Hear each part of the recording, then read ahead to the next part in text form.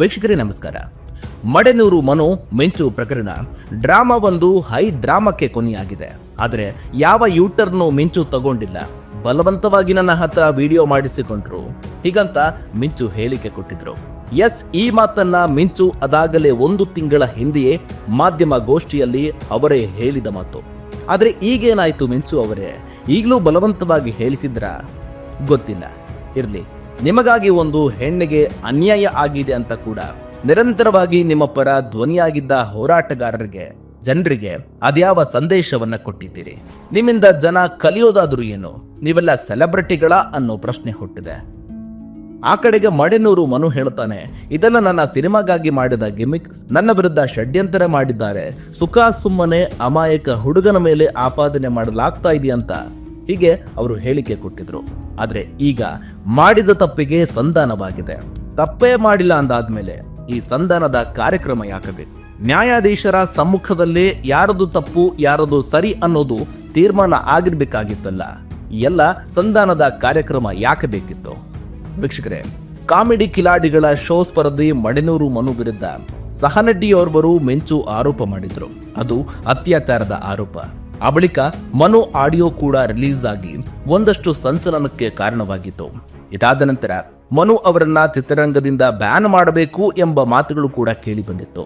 ಈಗ ಅತ್ಯಾಚಾರದ ಕೇಸನ್ನ ಸಂತ್ರಸ್ತೆ ಮಿಂಚು ಹಿಂಪಡೆದುಕೊಂಡಿದ್ದಾರೆ. ಅಂದಹಾಗೆ ಧಾರವಾಡದ ಹೈಕೋರ್ಟ್ನಲ್ಲಿ ಈ ಬಗ್ಗೆ ವಿಚಾರಣೆ ಕೂಡ ಆಗಬೇಕಾಗಿತ್ತು. ಹಾಗಿದ್ರೆ ಮನುಗೆ ಕೋರ್ಟ್ನಲ್ಲೇ ನ್ಯಾಯಾಧೀಶರಿಂದ ತೀರ್ಪು ಕೂಡ ಬಂದೇ ಬಿಟ್ಟಿರೋದು.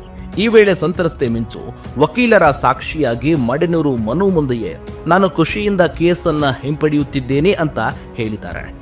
ಮನು ನನ್ನ ಮದುವೆ ಆಗ್ತೀನಿ ಅಂತ ಹೇಳಿದ್ದ, ಕುಡಿದು ಬಂದು ನನ್ನ ಮೇಲೆ ಅತ್ಯಾಚಾರ ಮಾಡಿದ್ದಾನೆ. ಅಷ್ಟೇ ಅಲ್ಲದೆ ಆತ ಸಿಕ್ಕಾಪಟ್ಟೆ ನನ್ನನ್ನು ನಿಂದಿಸಿದ್ದಾನೆ, ನನಗೆ ಕುಡಿಸಿ ಬಲವಂತದಿಂದ ಅತ್ಯಾಚಾರ ಮಾಡಿದ್ದಾನಂತ ಆ ಮಹಿಳೆ ಮಿಂಚು ಹೇಳಿಕೆ ಕೊಟ್ಟಿದ್ರು. ಅದಾದ ಬಳಿಕ ನಟ ಶಿವರಾಜ್ ಕುಮಾರ್, ಧ್ರುವ ಸರ್ಜಾ, ದರ್ಶನ್ ಬಗ್ಗೆ ಮನು ಹೇಳಿರುವ ಆಡಿಯೋವನ್ನ ಕೂಡ ರಿಲೀಸ್ ಮಾಡಲಾಗಿತ್ತು. ಇದನ್ನ ನೋಡಿ ನಟರ ಫ್ಯಾನ್ಸ್ ಕೂಡ ಆಕ್ರೋಶಕ್ಕೆ ಒಳಗಾಗಿದ್ರು. ಅದಷ್ಟೇ ಅಲ್ಲದೆ ಮನು ಅವರನ್ನ ಕಿರುತೆರೆ ಹಿರಿತೆರೆಯಿಂದ ಬ್ಯಾನ್ ಮಾಡಬೇಕು ಎಂಬ ಕೂಗು ಕೂಡ ಕೇಳಿಪಟ್ಟಿತು. ಇನ್ನು ಮನು ನಟನೆಯ ಕುಲದಲ್ಲಿ ಕೀಳಿಯಾವುದೋ ಸಿನಿಮಾ ಕೂಡ ರಿಲೀಸ್ಗೆ ಮುನ್ನವೇ ಅವರು ಜೈಲು ಪಾಲಾದರು. ಈ ಮೂಲಕ ಅವರು ವರ್ಷಗಳ ಕನಸು ಕಮ್ಮರಿಸಿತ್ತು. ಕೆಲವು ದಿನಗಳ ಕಾಲ ಜೈಲಿನಲ್ಲಿದ್ದು ಆ ಬಳಿಕ ಹೊರಬಂದ ಅವರು ಸುದ್ದಿಗೋಷ್ಠಿ ಕರೆದು, ನನ್ನ ಕುಲದಲ್ಲಿ ಕೀಳಿಯಾವುದೋ ಸಿನಿಮಾ ರಿಲೀಸ್ಗಿಂತ ಮುಂಚೆಯೇ ನಾನು ಜೈಲಿಗೆ ಹೋದೆ. ಆಮೇಲೆ ಏನಾಯಿತೋ ಅನ್ನೋದು ನನಗೆ ಗೊತ್ತೇ ಆಗಲಿಲ್ಲ. ಹೊರಗಡೆ ಬಂದ ಮೇಲೆ ಗೊತ್ತಾಯಿತು. ನಮ್ಮ ಸಿನಿಮಾ ಚೆನ್ನಾಗಿದೆ ಅಂತ ನನ್ನ ಬಗ್ಗೆ ಆಡಿಯೋ ರಿಲೀಸ್ ಮಾಡ್ತಿದ್ದಾರೆ, ನನಗೆ ಮದ್ಯ ಕುಡಿಸಿ ಆಡಿಯೋ ರಿಲೀಸ್ ಮಾಡಿದ್ದಾರೆ ಅಂತ ಆ ವ್ಯಕ್ತಿ ಹೇಳಿಕೆ ಕೊಟ್ಟಿದ್ದ. ಜೊತೆಗೆ ನಟ ಶಿವರಾಜ್ ಕುಮಾರ್ ಅವರ ಮನೆ ಬಾಗಿಲಿಗೆ ಹೋಗಿ ಹೈ ಡ್ರಾಮಾವೇ ಕ್ರಿಯೇಟ್ ಮಾಡಿದ್ರು. ಜೊತೆಗೆ ನಾನು ನನ್ನ ಹೆಂಡತಿ ಜೊತೆ ಏನಾದರೂ ಈ ಬಗ್ಗೆ ದೂರು ಕೊಟ್ಟಿದ್ರೆ ಅದು ಬೇರೆ ತರ ಆಗಿರೋದು. ಇದೆಲ್ಲವನ್ನು ಕೂಡ ಜನ ನಮ್ಮ ಸಿನಿಮಾಕ್ಕೆ ಮಾಡಿದ ಗಿಮಿಕ್ ಅಂತ ಹೇಳ್ತಾ ಇದ್ದಾರೆ. ನಾನು ಯಾವುದೇ ಪೊಲೀಸ್ ಠಾಣೆ, ಕೋರ್ಟು ಅಂತ ಹೋಗಿರಲಿಲ್ಲ. ಆರಂಭದಲ್ಲಿ ಆಡಿಯೋ ಕೇಳಿದಾಗ ಆ ಆಡಿಯೋದು ನನ್ನದಲ್ಲ ಅಂತ ಅನ್ನಿಸಿತು. 50,000 ರೂಪಾಯಿಗೆ ಕೊಟ್ಟು ಆ ಆಡಿಯೋವನ್ನ ಖರೀದಿ ಮಾಡಿದ್ದಾರಂತೆ. ಈ ಕೇಸ್ ಕೋರ್ಟ್ನಲ್ಲಿ ಇರೋದಕ್ಕೆ ಈ ಬಗ್ಗೆ ಏನೂ ಮಾತನಾಡೋದಕ್ಕೆ ಆಗಲ್ಲ ಅಂತ ಜಾರಿಕೊಂಡಿದ್ರು. ಆ ಆಡಿಯೋ ಕೂಡ ರಿಲೀಸ್ ಮಾಡಿದವರು ಯಾರು ಅಂತ ಕೂಡ ಗೊತ್ತಾಗಿದೆಯಂತ ಮನು ಸುದ್ದಿಗೋಷ್ಠಿಯಲ್ಲಿ ಜೈಲಿನಿಂದ ಬಿಡುಗಡೆಯಾದ ಸಂದರ್ಭದಲ್ಲಿ ಹೇಳಿಕೆ ಕೊಟ್ಟ ಮಾತಿದು. ಆದರೆ ಈಗ ಸುಖ ಸುಮ್ಮನೆ ಅಮಾಯಕ ಪಾಪದ ಹುಡುಗನ ಮೇಲೆ ಆಪಾದನೆ ಮಾಡಲಾಗ್ತಾ ಇದೆ ಎನ್ನುವ ದೂರು ಸಾಬೀತಾಗಿದೆಯಾ ಅನ್ನುವ ಪ್ರಶ್ನೆ ಕೂಡ ಹುಟ್ಟಿದೆ.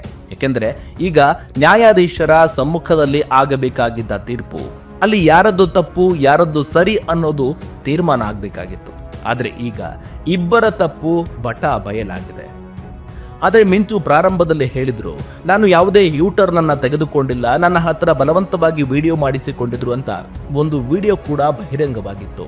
ಆದರೆ ಈಗ ಅದೇ ವಿಡಿಯೋಗೆ ಸಾಕ್ಷಿ ಎಂಬಂತೆ ಈಗ ಆ ಸಂತ್ರಸ್ತೆ ಮಿಂಚು ಸಂತೋಷದಿಂದಲೇ ಈ ಕೇಸನ್ನ ಹಿಂಪಡೆದುಕೊಳ್ಳುತ್ತಿದ್ದೇನೆ ಅಂತ ಹೇಳಿಕೆ ಕೊಟ್ಟಿದ್ದಾಳೆ. ಅದು ಕೂಡ ವಕೀಲರ ಸಮ್ಮುಖದಲ್ಲಿ. ಹಾಗಾದ್ರೆ ಏನಾಯ್ತು ಮಿಂಚು ಅವರೇ? ಈಗಲೂ ಕೂಡ ಬಲವಂತವಾಗಿ ಹೇಳಿಸಿದರಾ? ಹೇಳಿ ಗೊತ್ತಾಗುತ್ತೆ.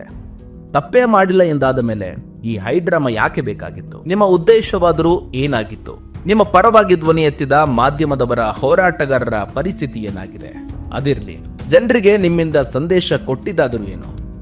ನೀವೆಲ್ಲ ಸೆಲೆಬ್ರಿಟಿಗಳ ಅನ್ನೋ ಪ್ರಶ್ನೆ ಮತ್ತೊಮ್ಮೆ ಕೇಳಬೇಕಾಗಿದೆ.